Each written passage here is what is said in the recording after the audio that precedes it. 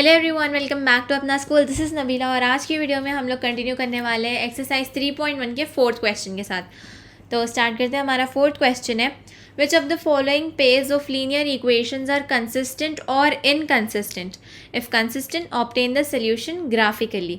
अच्छा, अगर वो कंसिस्टेंट है मतलब हमारे पास उसके कोई ना कोई सोल्यूशंस होंगे और हम लोग उसको ग्राफ पे रिप्रेजेंट कर सकते हैं, तो हमें उसका सोल्यूशन ग्राफ पे दिखाना है।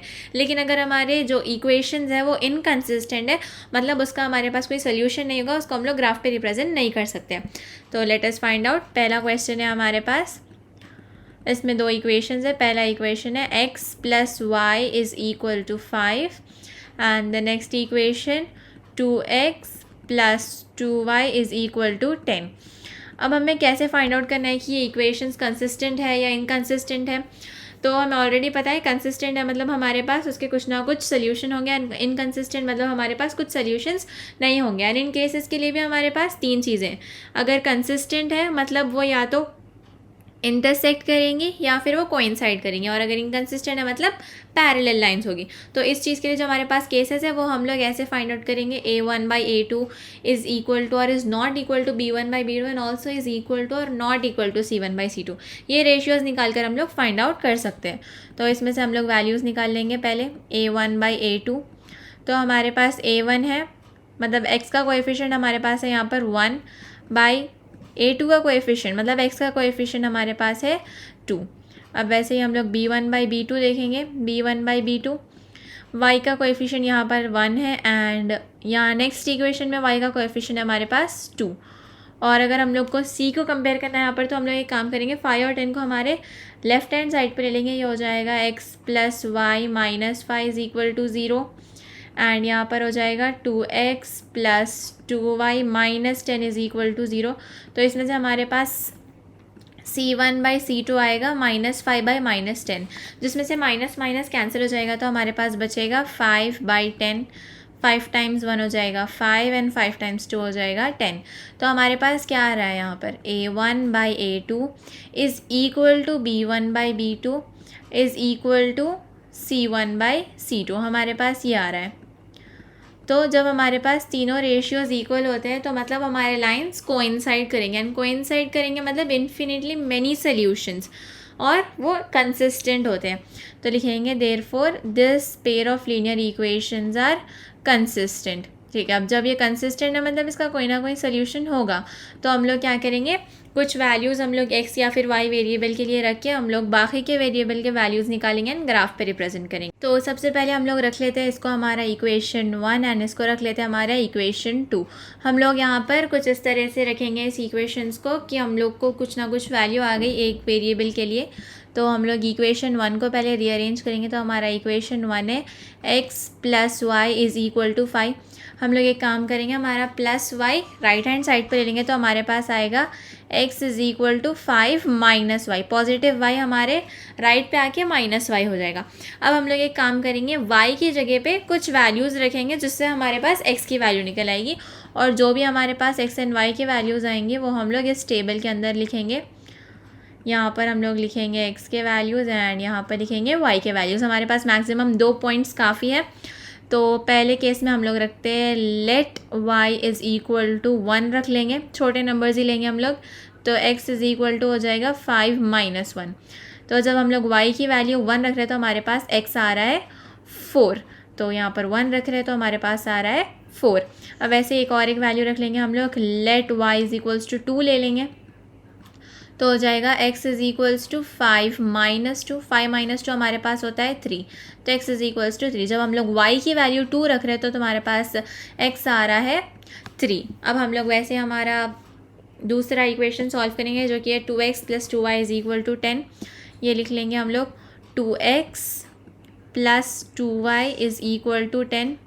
अब हम लोग एक काम करेंगे, 2y को हमारे राइट हैंड साइड पे ले लेंगे तो ये कैसे हो जाएगा, 2x is equal to 10 minus 2y। और अगर हम लोग हमारे 2 को भी हमारे राइट हैंड साइड पे ले लेंगे तो ये डिवीजन में चेंज हो जाएगा, मतलब जब 2 हमारे राइट हैंड साइड पे आ जाएगा तो वो डिवाइडेड बाई 2 हो जाएगा। अब हम लोग एक काम करेंगे, y के लिए कुछ वैल्यूज़ रहेंगे तो हमारे पास x की वैल्यू आ गई, और वो वैल्यूज़ हम लोग इस टेबल के अंदर डालेंगे। तो ये टेबल में हम लोग लिखेंगे यहाँ पर x के वैल्यूज़ एंड हम लोग लिखेंगे y के वैल्यूज़। ठीक है, इसमें भी हम लोग एक काम करते हैं, x is equals to x ने हमें यहाँ पर y की वैल्यू रखना है, let y is equal to 1 रख लेंगे। तो x इज़ इक्वल टू हमारे पास आ जाएगा 10 माइनस 2 टाइम्स 1, 2 टाइम्स 1 होता है 2 बाई 2 हो जाएगा। x is equals to 10 minus 2 होता है हमारे पास 8 बाई 2। तो इसमें से हमारे पास x की वैल्यू आ गई 8 by 2 which is equal to 4। तो जब हम लोग y की वैल्यू 1 रख रहे हैं तो हमारे पास x की वैल्यू आ रही है 4। वैसे ही हम लोग एक और वैल्यू रख लेंगे, let y is equals to 2 ले लेते हैं।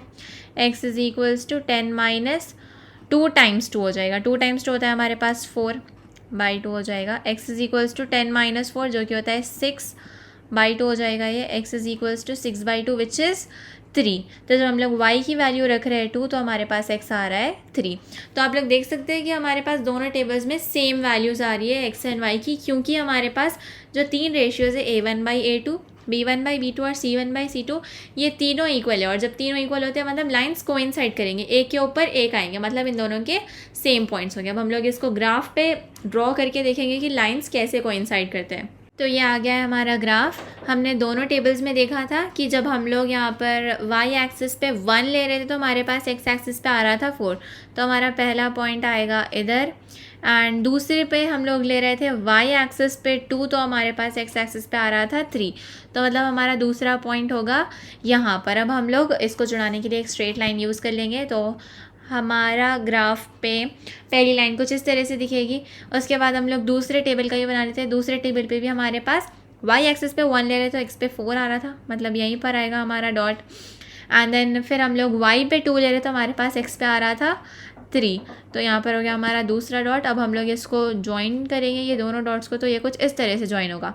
आप लोग देख सकते हैं कि दोनों लाइंस एक दूसरे के ऊपर आ रहे हैं, मतलब कोइंसाइड कर रहे हैं। तो हमने यहाँ पर हमारे इक्वेशंस को ग्राफिकली रिप्रेजेंट करके देख लिया है। अब बढ़ते हैं हमारे सेकेंड क्वेश्चन की तरफ। तो हमारा सेकेंड क्वेश्चन करते हैं। इसमें हमारे जो दो इक्वेशंस है उसमें सबसे पहला इक्वेशन है हमारे पास x minus y is equal to 8 and दूसरा इक्वेशन है 3x minus 3y is equal to 16। अब हम लोग एक काम करेंगे, 8 और 16 जो है उसको हम लोग हमारे लेफ्ट हैंड साइड पे ले लेंगे। तो ये हो जाएगा x minus y minus 8 is equal to 0 and ये हो जाएगा 3x minus 3y minus 16 is equal to 0। अब हम लोग इसमें से हमारे रेशियोज़ निकालेंगे a1/a2। तो हमारे पास a1 मतलब x का कोएफिशिएंट है 1 एंड a2 अगेन x का कोएफिशिएंट है हमारे पास 3। फिर वैसे ही हम लोग b1/b2 का निकालेंगे। तो हमारे पास b1 है -1 एंड b2 है हमारे पास -3। माइनस माइनस अगर कैंसिल हो जाएंगे तो हमारे पास b1/b2 आएगा 1/3। c1 और c2 अगर हम लोग देखें तो हमारे पास है -8/-16, जिसमें से हमारे पास माइनस माइनस भी कैंसिल हो जाएगा और 8 और 16 भी एक टेबल में जाएंगे। 8 टाइम्स 1 इज़ 8, 8 टाइम्स 2 इज़ 16। तब हमारे पास इस केस में क्या हो रहा है, a1/a2 is equal to b1/b2 and is not equal to c1/c2।